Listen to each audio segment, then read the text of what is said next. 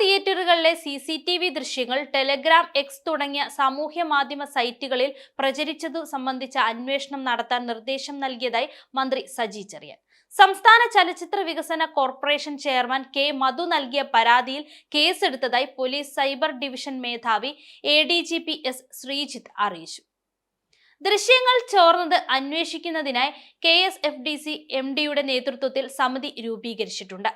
കോർപ്പറേഷന്റെ കീഴിലെ എല്ലാ തിയേറ്ററുകളിലെയും CCTVകളുടെ പാസ്വേഡ് മാറ്റാനും നിർദ്ദേശം നൽകി. CCTV സ്ഥാപിച്ച കെൽട്രോണിനോട് പിഴവ് സംഭവിച്ചതെവിടെയാണെന്ന് കണ്ടെത്താനും KSFDC നിർദ്ദേശിച്ചു.